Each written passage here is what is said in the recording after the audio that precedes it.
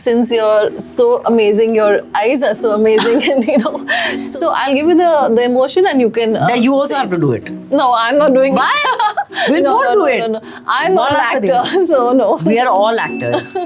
Yeah. Who's the real Shahana? What is she like? To watch? Like as a person, who is she? In what context? That's Like- too big a description. Like what? Which? Okay, let's put it this way. Like which? I don't like attention. Yes, I hate being on stage. I don't like all eyes on me. I wish that nobody recognized me and nobody saw me, but they told me You whatever. were okay with your career being over. Yeah, because I'm not so attached to specific things. I think my want to become an actor was very. People talk about the sexual openness. I don't give a shit about that really. The point for me is I think you believe in an open relationship. So, like, what does that even mean? I don't know. I mean, there's so much has been made out of it. Yeah. I think the main point for me has been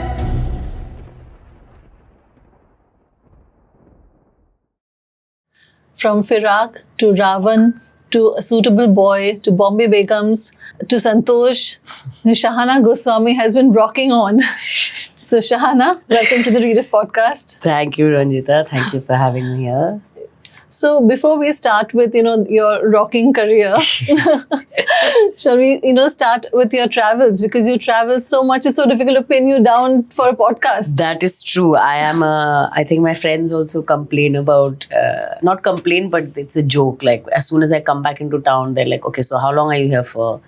And I say, oh no, I'm here for a while. And they're like, when are you leaving? I'm like, in 10 days. In 10 days you're leaving again. What do you mean? So that's my life. So, But how many days do you actually stay in Bombay I in a think month? I want to say it has been many years, but I don't think it is ever over a month. And that's, if I'm shooting, then it's different. I hardly shoot in Bombay.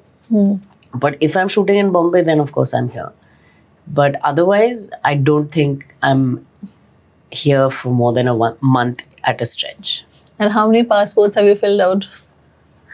Three. That's it. It can't be. Yeah, because my younger years, maybe I wasn't traveling as much.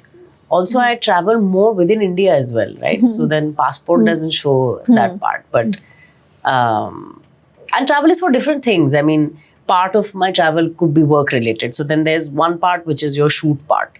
Then there is traveling around for film festivals, for other events that people invite you to, related to the film, which has its own, journey of travel. And it's an easier time because you do get a little bit of time to socialize and see a place, but it's still related to the film and it's busy. Then, of course, you have travels that are, your own personal travels. Like I've lived away from close people my whole life. So even when I come back to Bombay, I'm meeting friends after a long time. Or my parents, I was born and raised in Delhi, so my parents are still in Delhi. Some friends are in Delhi. Then if childhood friends are visiting from wherever they're living in different parts of the world, then, you try and make a journey to meet them. So there will always be something that I'm traveling for to meet. Then I have family and relatives in Calcutta.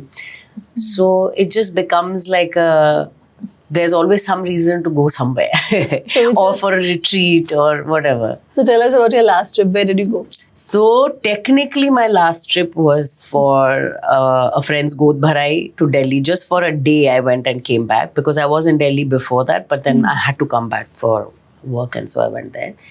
But before that I was in Dharamshala. I had gone for something that is very interesting to me. It was a Shakta Tantra workshop where they were initiating us into the Das Mahavidyas. And so spirituality is also a very big part of my interest and my journey. So this was a trip that was a kind of spiritual retreat, and it was an immersion, all women's 10-day immersion in Dharamshala. And it was very powerful, very beautiful, very transformative, and also filled me up with a lot of energy and a lot of beauty and grace. And met a lot of fantastic people. My teacher, my guru, Sonam, she's incredible. So just having met her and done this with her, all the women that were part of it, they were amazing. So yeah. That was my last trip. And then again, like things happen. I had planned to go, we were just talking about treks. I was planning to go off to Manali for a music festival, and then I was going to maybe go with my friends to Kedarnath, and various plans were made, and then kind of whatever needs to happen ends up happening. All the plans kind of fell apart, and then my father was a little unwell, so then I went to Delhi and spent time with him, and then it became family time because my brother flew down from the Netherlands. So then we were there just spending time with my father and with each other. So life takes its own course then. So I think your next trip is going to be in Sikkim. In Sikkim now, Yeah. yes, which is work and something I'm very excited about. I love that that state. But one of my first OTT things that I did was this show called The Last Hour, which I shot in Sikkim, and that was my first introduction to Sikkim. And now, so that we did in 2019, and this is the first time I'm actually going back to Sikkim after that. Yeah. For what are you going back? So the same friend who who was in the show with me, Karma Takappa, he acted in that. He's actually a filmmaker. So Karma has written his next script, which is set in Sikkim and in English, and it's about a couple and just a kind of journey of the couple through a journey, physical journey that they're taking, but more to do with the internal journey of the couple. So a small bunch of us, 10 of us are going and shooting a highly indie film, and yeah. So, about your outdoor shoots, when Yeah. you go for shoots, like, what are can you tell us about some really interesting shoots that you had, maybe in India or abroad? All of them are amazing. I'll tell you why. Because the nature of work in terms of what we do is so difficult to explain to anyone outside of it, because you are creating a vision together, but you're doing it in a very technical way. Right? Every part of it is still technical. There is a practicality to what you're doing, and there will always be 1,000 obstacles in it. When you're shooting outdoors, what it does is it contains everyone's energy just for that. And it gives you the relief of not having to deal with the rest of your everyday life. So everybody's energy is very focused on the shoot, and it's very different from when you shoot in Bombay, because people are distracted by other things that they have to do with their own life. Yeah. But that excuse to cut off from your own life, you don't have to take care of your laundry, your food, your whatever, everything is taken care of. You're literally like on a retreat. So it's like doing spiritual work on a retreat, you're doing creative work on a retreat, and your focus is just that. So it creates a different energy, and there are always great bonds you have with people, great connections that you end up having. It is a space that creates a lot of intimacy just by virtue of working together on something that means so much to you. Honestly, I would say that most of cinema is not as high paying a job for people to be in it just for the money. It is something you have to be slightly crazy. You have to have something slightly, you have to be looking for something else in that experience beyond the money, because it's too demanding as a job. So that's the part that you actually feed into when you're on outdoors. So I've had some great outdoors. Like the last one I can talk of, I just did a small part in Konkona Sen Sharma and Jaideep Sarkar. They're two friends who have known each other forever. They wrote a show for Amazon, which they're directing together. And being friends, they asked me if I wanted to play a smaller part for one episode, and I went and did it, and we had such a blast. Where? In Bulandshahr, which is the outskirts of Delhi. They were shooting in a kind of Kothi Mahal kind of space, which is the where the story is set.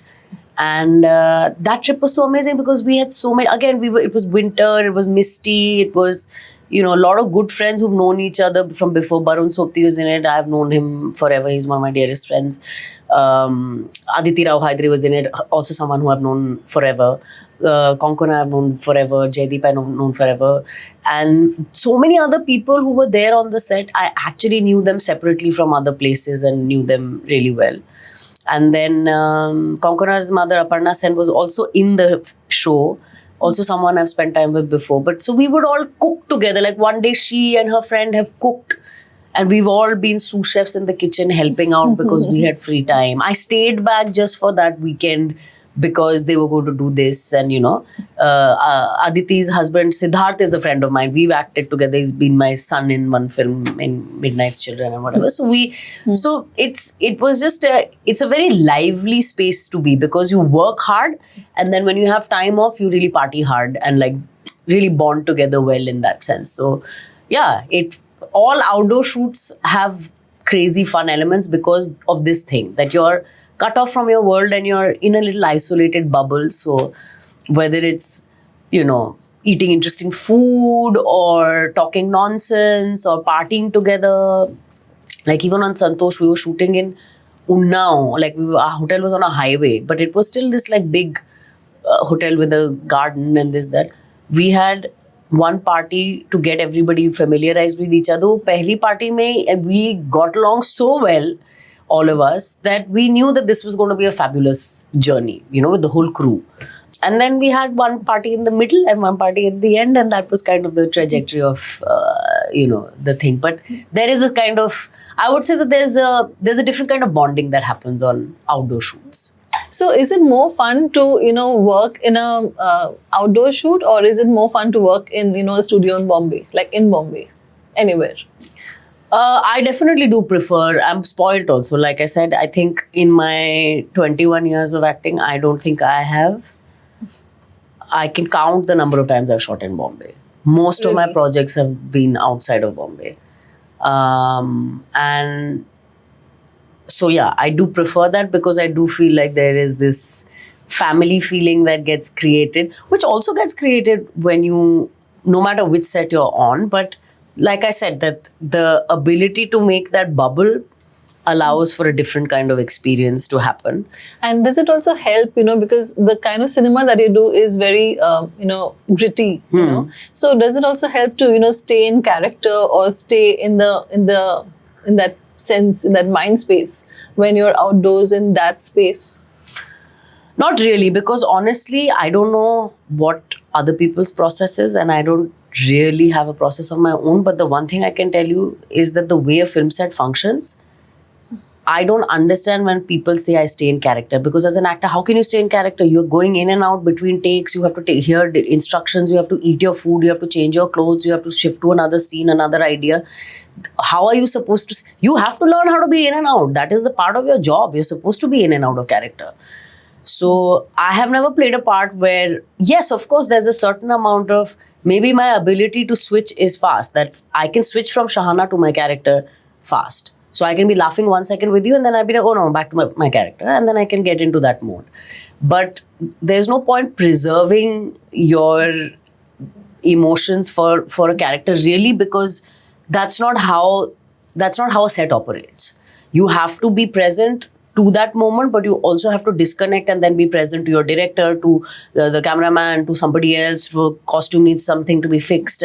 You have to be available to somebody at home saying there's some emergency you have to deal with. You have to deal with all of that. You don't get to escape any of that. So you kind of have to be multitasking. That has to be part of it. So in that sense, no, I don't think that it necessary. But what it does help in is that everybody's energy is generally more focused towards the vision, because like I said, there's less distraction. So the bonding between the team helps in the outcome with the team together. In that sense, there's more of a ability to work well together. The glue between everyone is a little bit more fluid. So do you remember your first outdoor? Was it for Nasir Saab's film? Yes, it was. It was, you're right. It was a funny story, because I was 19 at the time, and when they had auditioned me itself, they had asked me, do you have a valid passport? Do you have a US visa? And I said, oh shit, because the year before that, I did my brother was living in the US at the time, so I had applied. I just got out of school, so I had applied for a US visa and I was rejected. It was a tourist visa, but I was rejected. So now, back in those days, it was still visa things and all. It felt like there's some visa gods that they decide we don't know what, you didn't know what caused what. So I just was worried that I won't get this film because I've got a rejected visa. But I told them that I did apply for a visa also and I was rejected, but so there was always this nervousness. Then anyway, I got the part, everything, and then now we're going to apply for the visa. And I remember feeling worried that, what if I don't get it? Because basically I had lived in the US before that. My dad used to teach in Rutgers. So from the age of 2.5 to 4, I was living in the US. So at least utna to mere history records mein to tha.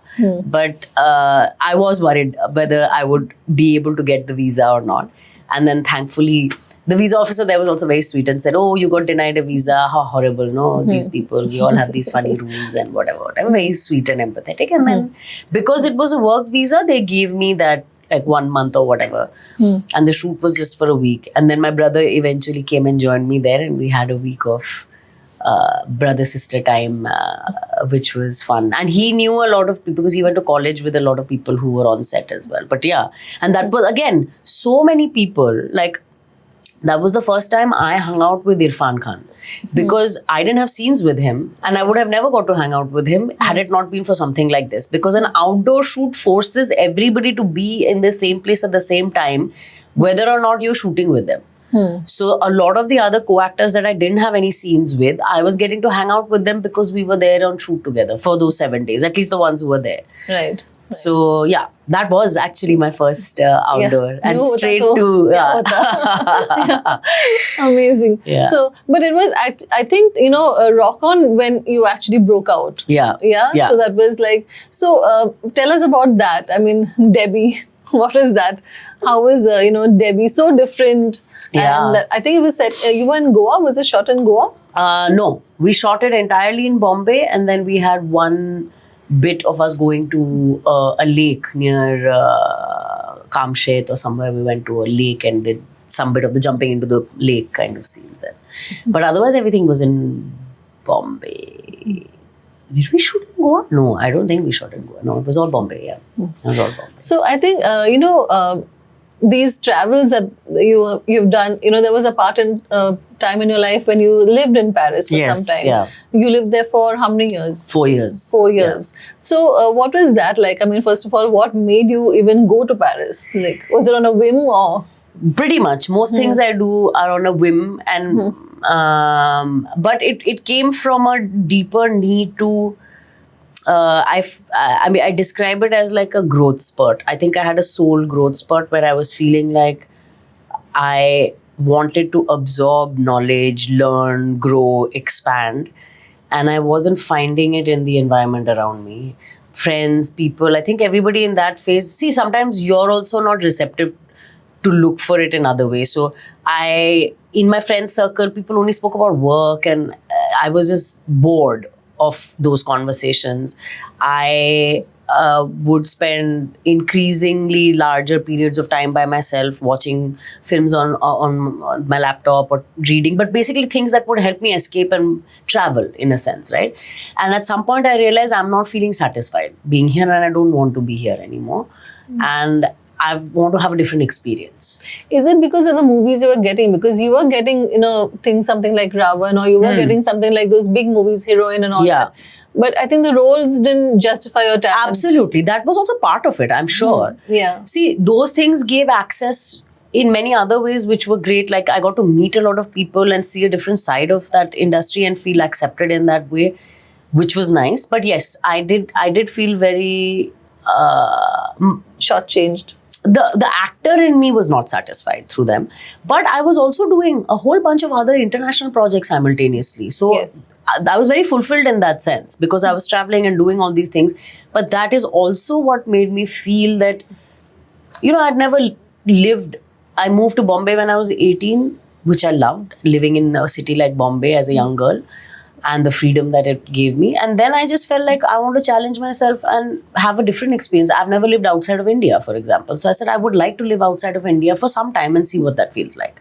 So what did it feel like? It was amazing. See, the thing is, when you follow a whim, you may think that it is about one thing, but it's actually about something else. It may also be about that aspect. So I think what I was seeking was solitude. And I didn't realize that until I went. because for me, maybe that kind of growth can only happen in solitude. And a lot of it was actually me unlearning and reworking things inside me.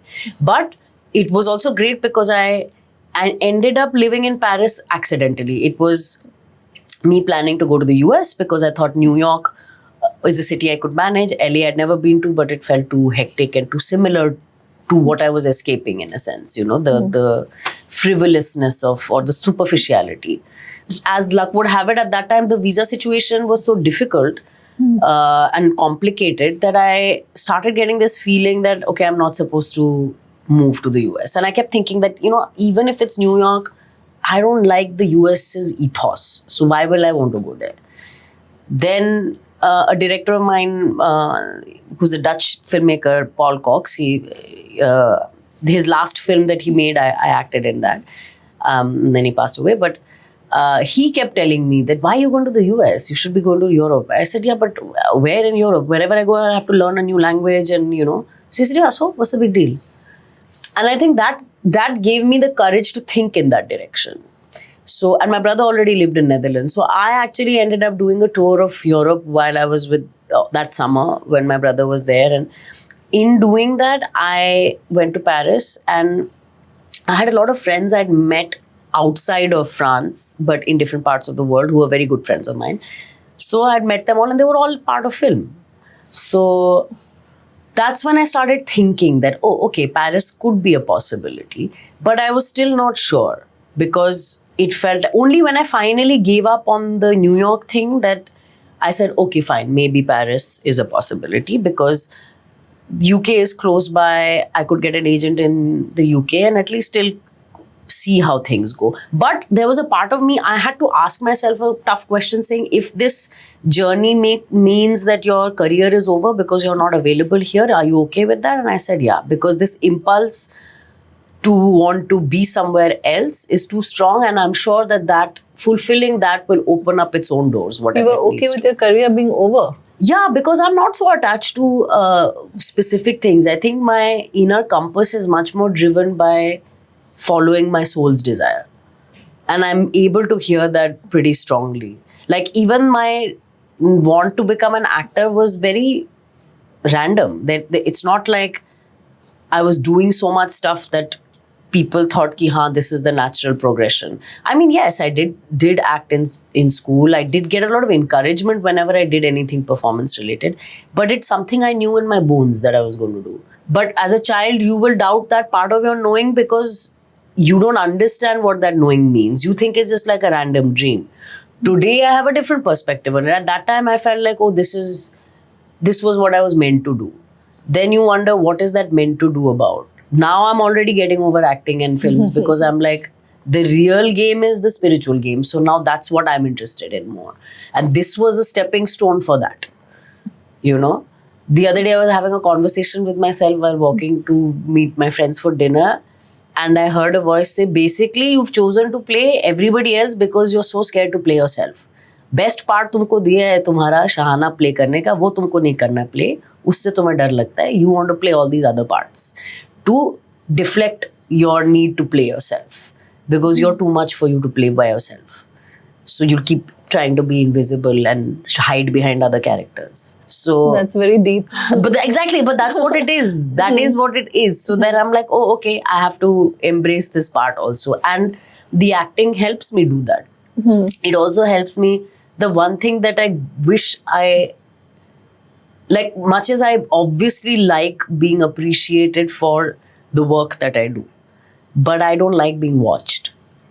So which is why film is better for me because at least it's not live. When you're watching me, I'm not there. But right. Even if I'm sitting in a hall watching a film that I'm in with you, it's very uncomfortable for me. You find it difficult to watch yourself on Yes, stage. I hate being on stage. I don't like all eyes on me. I wish that nobody recognized me and nobody saw me, but they told me separately, telepathically or through You're basically text. an introvert. I am, in this sense. I don't like attention. Yeah. I like being invisible. I want to be the one observing the world, not them observing me, basically. But, when you went to Paris and you thought that, maybe you'll kind of disappear into a life over there, but that's when you got your best work, I think, right? Yeah, a lot of, in the sense that it was a bit of because like I said, I didn't realize that I was going through a soul shifting beyond the expansion part, which was great. I learned a new language and a new culture. It really Parlez-vous gave me... français? Yeah, Yeah. très bien, oui. Oh. Parce que j'ai appris la langue là-bas, du coup je parle mieux que les autres. Et, you know, anyway. But to the point where I even wrote a short film in French, you know, so it gives me a new skill set. That is a lifelong skill set. It also gives me a skill set of knowing that culture and knowing the people because I lived amongst it and I know what they're like. And the opportunity to travel around a lot within Europe. Even so in terms of work, things opened up in interesting ways. I'd done a Bangladeshi film called Under Construction, which traveled around in lots of festivals over there and was very popular. Then it had these small independent releases in France where different cities took the film and did a small independent release. So they would invite me to come every time there was a release in any part. So in that sense, things were growing. I did 2 short films that were in French, right? In the beginning of my stay, then at the end of my stay. I did Tu Hai Mera Sunday when I was there. I did... You did Rock On as well. I mean, you got it there. I think Yes, I did act. I did Rock On while I was in Paris Rock also. On 2. Yes, yeah. Yeah. Rock On 2. And then I had done Gali Guliyan, which was another film that I had done while I was there. But the work part was actually getting less. Not because I'd moved away, but something was not in sync. I always say that it was the universe making fun of me saying, तुमको struggle चाहिए ना तो ले लो जल्दी से, अभी time नहीं अपने पास, 1.5 घंटा तो 1.5 साल तुमको full on struggle का feel में दे दूंगी, जब तुम्हारा भर जाएगा पेट फिर चलो बहुत काम करना है. So I had that 1.5 years where I felt like what's going on because 10-15 projects like they would almost happen and then not happen for different reasons. One, maybe I'm rejected. One, the project only got shelved. The other where the person has really liked me but they're like आपका look नहीं match कर रहा, वो भाई बहन का role है, you know, different things. So that constant like expectation being elevated and then dropping, then you get confused, you know, and then you wonder, am I doing something against my destiny? Like, am I supposed to give up now? So at one point I remember then I finally had that conversation with the universe where I'm like, bhai, सीधा मेरे को sign दो. Should I continue on this path or not? I'm not attached to anything. If I don't have to continue on this path, just give me a clear sign so that I can start working towards and all other this things. is happening while you're in Paris. Yeah. And within a week, a project, this same Last Hour, the Sikkim project, they had rejected me earlier saying that, you know, we had a different palette of actors and this, that, it didn't somehow work. They came back saying one of our actors has shifted and you are back in the mix. And then that project happened and then for 1.5 years that continued non-stop. So that's what brought me back because then the quality of work in India was actually really good in terms of what I was being offered. Right. You know, as compared to the other things that I was getting earlier. Then you know, there was with A the whole Suitable Boy, I think, Correct. Bombay Begums Yes. that time. Yeah. Zugato. Yeah, Zugato came much later. Zugato I did in 2022. Yeah. But yeah, there was a plethora of things that ended up happening around there and then continued to happen. So then, So when did you decide, like when was that point when you said, okay, I'm going back now? it was literally in the middle of shoot. I came for 5 months to shoot Last Hour, at which point I was still coming from Paris. I had already got a renewed artist visa in France that was like for the next 2 years. So I was only here just to shoot and go back. While I was here on shoot, I auditioned for Bombay Begums and I got the part. Then when that happened, I said, okay, now I'll probably have to move back because I will be away with the shoot and promotions and things. I will be away from France for more than 180 days. So there's no question of me then being a resident there. And then while doing that, Suitable Boy also happened. So I literally finished Last Hour, went back to Paris as I was scheduled to. Within 20 days, I packed my bags and I came back. So Again on a whim. On a whim. That was not a whim. See, that was actually, funnily enough, I had met someone at a film festival who's a filmmaker from Sri Lanka who's also, spiritually awakened in many ways. And I remember him saying, you're going to go back to India in the next year and a half, 2 years. And I'm like, no chance. I'm not going back now. And they said, you will. And then it happened. So that was the opposite, where I didn't see myself going back, but I was open to the idea of it happening if it needed to happen, and so then it did. So your career, was way better in the second innings Yeah. than in the first. Like you were happier with it. Yes, definitely. And I think that it also was to do with the general improvement in writing and quality of storytelling with the advent of the OTT and the long exactly. format. Yeah. Definitely that. But also time, I think we've always had phases, when I look back at the films of the 50s, 60s, 70s, there was a lot of depth in those films. Then there was a phase where there was more focus on frivolous storytelling, which the people who were part of it were also frustrated by it, and then they're getting a second innings today to be able to do so many different kinds of roles that they never got the opportunity to do back in their heydays. Right. So the system only shifted in a way where it was much better for most people in that sense. And for you as well, like for you also, like you do an a really good role like Santosh, Britti and everything, and then you do one Niyat as well. Yeah. Yeah. There's a balance. Yeah. So who's the real Shahana? What is she like? To watch? Like as a person, who is she? In what context? That's too big a description. Okay, let's put it this way: like, which movie character of yours do you relate with the most? Who is closest to you?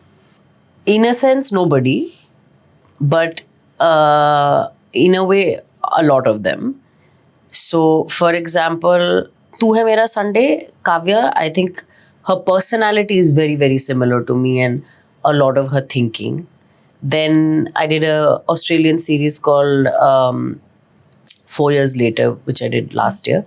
There also the character is a lot like me, but then in terms of what her dreams and aspirations are, they're not mine. Usually I would name these two because the personalities were closer to who I am, not their take on life necessarily. But one of the other ones that I had never thought of is the film called Vara that I had done, called Vara, a Blessing, which is with the monk, a Buddhist monk who also makes films, called Khyentse Norbu. So we had made this film, and that explored an aspect of me that I don't think any other film would have, which was two aspects of me. One was she was someone who was obsessed with Krishna and talked to Krishna like he was her best friend. And I used to do that when I was a kid. I used to talk to God like he was my best friend. And so that aspect I got to play out in that. And also that she was a Devadasi. She was a classical dancer. I learned Odissi, of course, in the film I was doing Bharatanatyam. But that was another part of me that was probably similar to aspects that were similar to who I am. And which, if you had to name a character that is completely, opposite to you? I think it would be Meenakshi Chatterjee. She's the furthest away from my being that I've played in that sense. With her comfort, with her sassiness, her sensuality, her, kind of unapologeticness of being was something that I had to really, I didn't know if I had it in me and if I was faking it or if I could really channel that part of myself. But that and even weirdly Under Construction, the character was very, on the surface you would think it's similar because I played an actress who's a theatre actress and struggling with ideas of career and family and marriage and, relationship with mother and just at a crossroads, in your life. And but she was so different from me. And that's also part of what you enjoy as an actor, playing people who you ordinarily would not have related to, but by virtue of playing them, you have to find great compassion and love and relatability to them. So it's almost like giving a little bit of light to that aspect of them that is in you already, but that you deny. You don't like people mostly because you don't like some part of that in yourself, Otherwise, there are a lot of weird people that we like, right? But that's because that weirdness doesn't feel threatening to our, aspects that we don't like or are uncomfortable about ourselves. So, but yeah, I would say Meenakshi Chatterjee and Roya What about your character Niyat? I loved her. Yeah, she was mad. She was so, totally, yeah. That's why I wanted to play it. In fact, they had offered me a different part. And I'm like, but that's like a typical Shahana part. So Yeah. I want to do something different. So I said, why not this one? Because I knew that she didn't have that much of a plot twist, and but she was But she's so very crazy, different. Yeah. and so different, and also that nobody would expect me to play that part. Exactly. So it was great fun for me to also be able to get into that character and, play the pretense within the pretense. And, it was, and the whole look and the way she carried herself and everything. So, yeah. So why don't we see you, more in mainstream movies, more playing that? Why aren't you a YRF heroine? Like, what is it?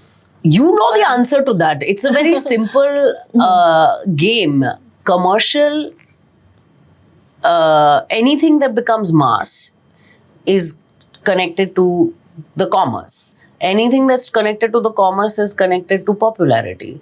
So, and there's a certain level of popularity that they then seek, right?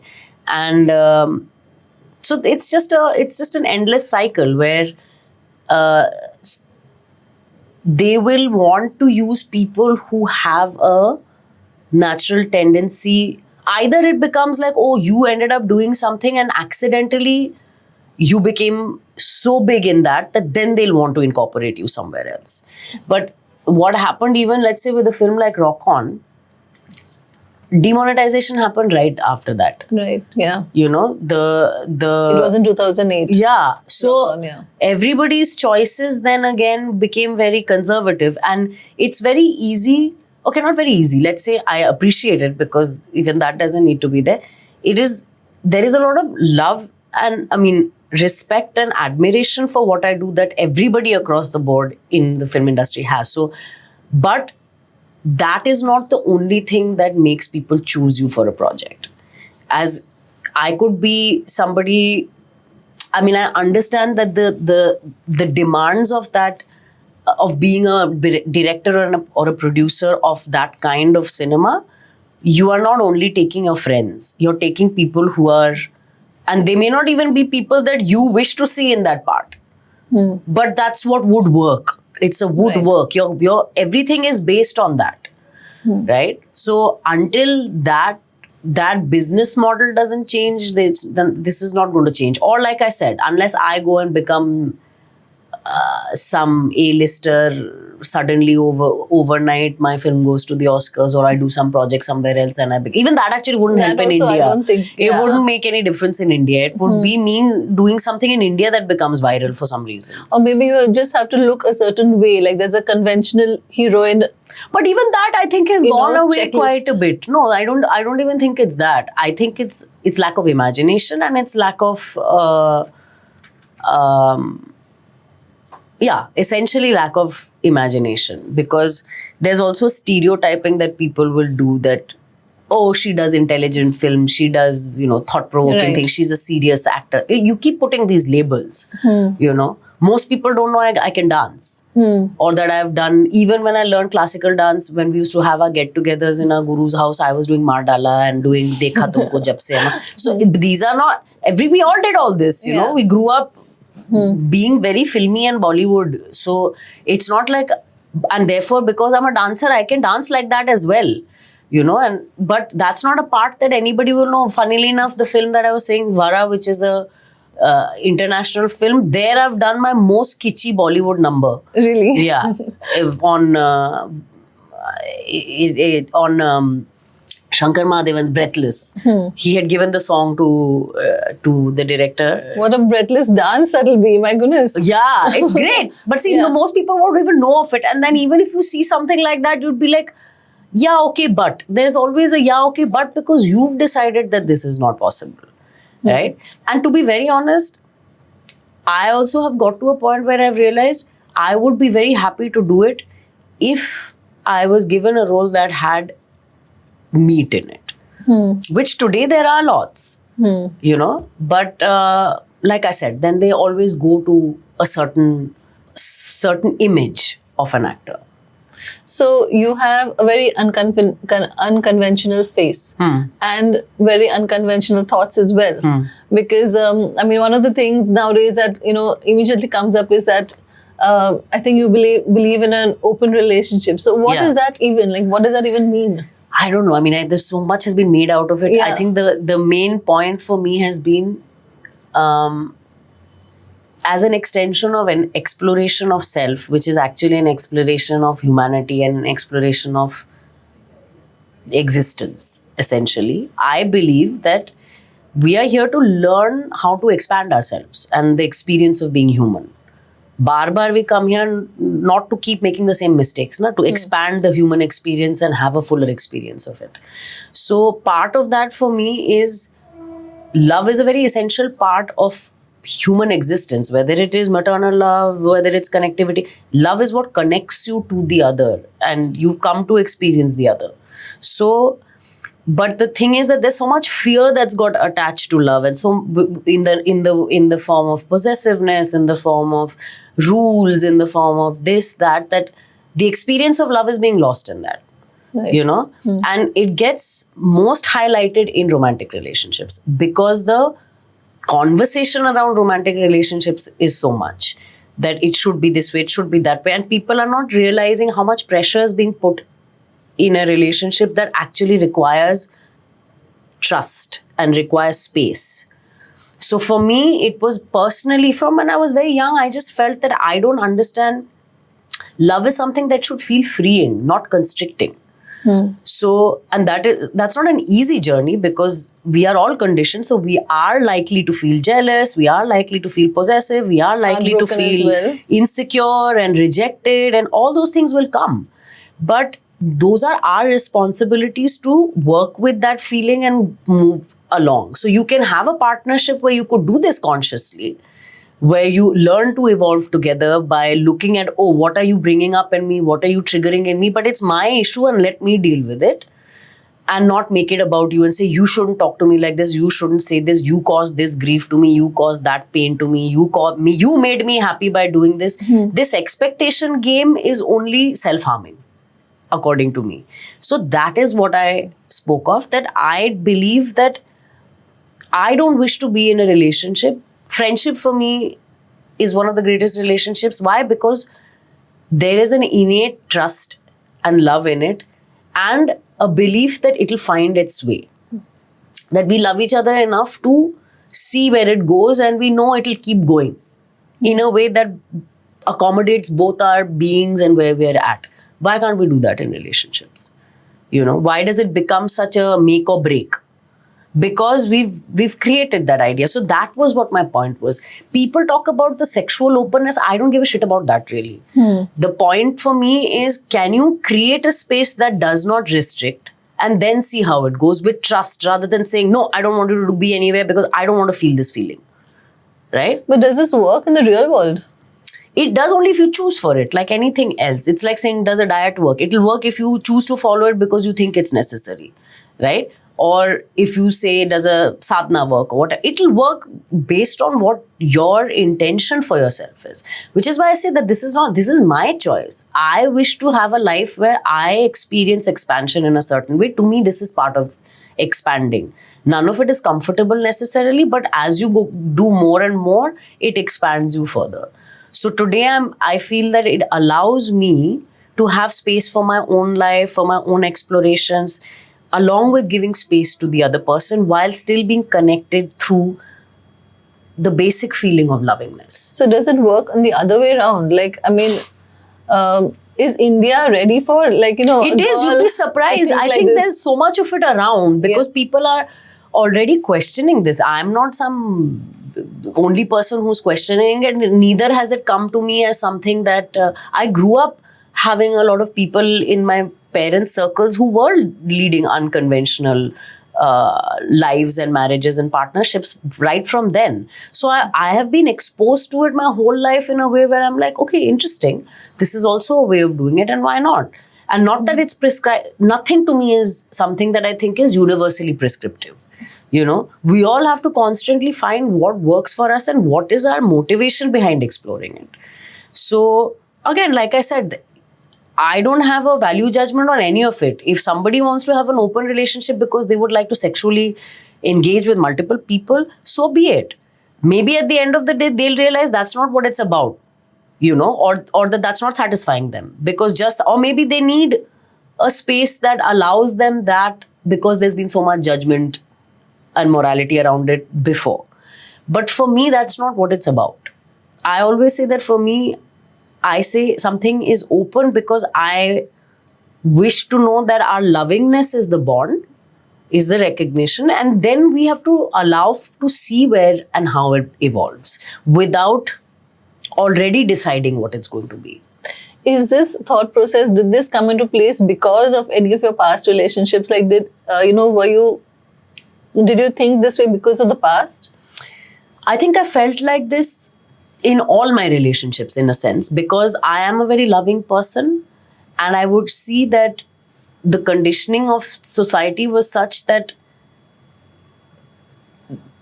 this need to equate possessiveness with lovingness was a very common thing, and to not be like, even in school, I would have boyfriends, whatever, like we've not even done anything, not even kissed, but like you would realize that, oh, actually you became boyfriend, girlfriend because it started with saying, I like you, you like me. But what is the nature of that like? Just because you're boy and girl doesn't mean that it has to be romantic.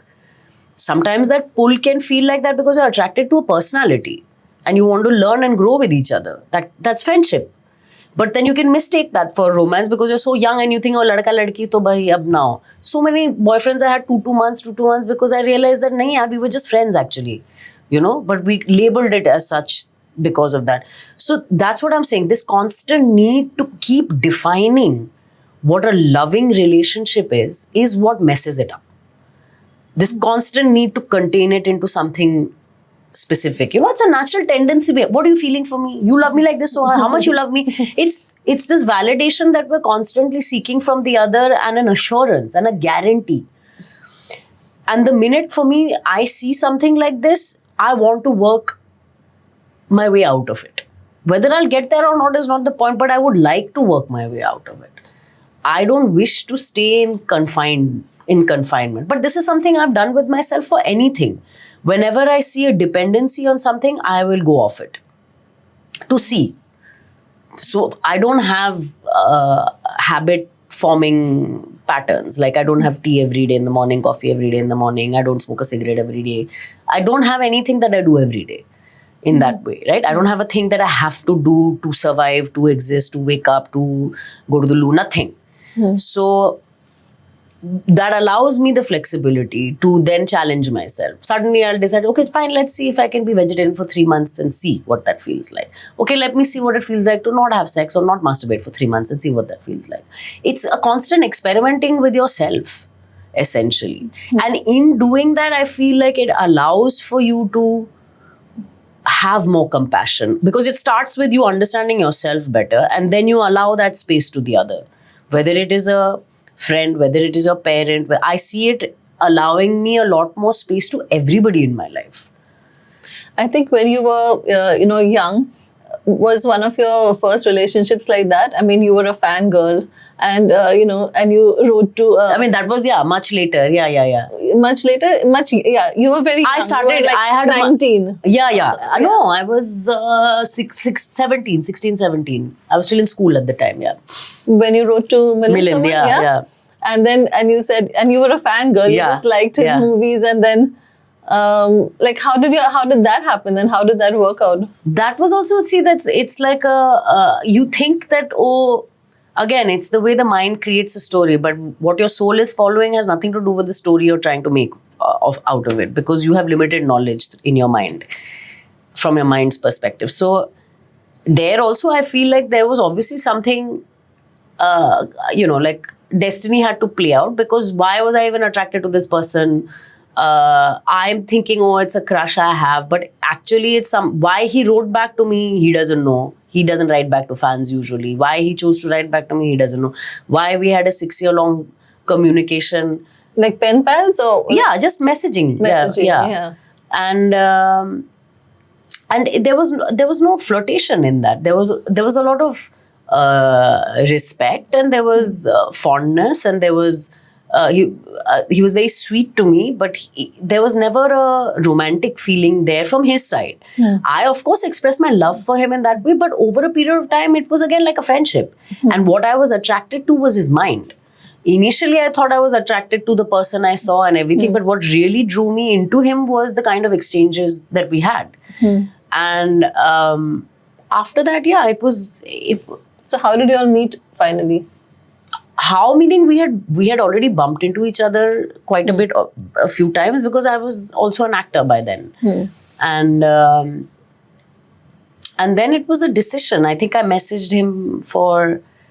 He ran the first full marathon for the first time that year, and it was something that we used to discuss every year because he loved running and he would run the half marathon and whatever. So there was common interest. Were you interested in running as well?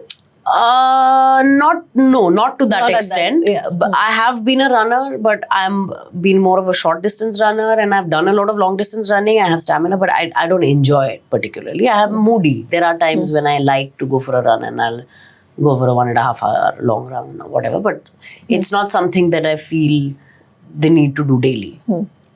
And but yeah, so it was just something that I ended up reaching out, and that was the first time I think that there was some flirtation, and he was single and I was single, and then we just decided to meet, and next thing we knew we were in a relationship. And again, one didn't imagine that then it would go on for 4 years, but that's just how it had to be. And you all never worked together for some reason. No, we never worked together. We there was a project that came to me before 2 years before we got together, for where he and I would have acted together, but I couldn't do the project because I had to sit for my exams.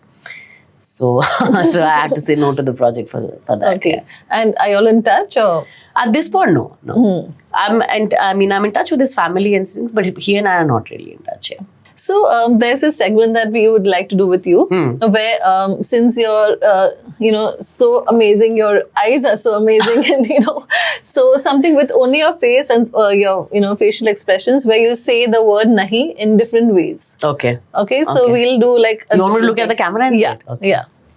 So I'll give you the emotion, and you can. Then you also have to do it. No, I'm not doing Why? it. We'll both do it. No. I'm not an actor, so no. We are all actors. Yeah, but yeah. So I'll tell you when you do it. Okay. Yeah. So we'll start with like happy, Nahi. sad, Nahi. shocked, Nahi.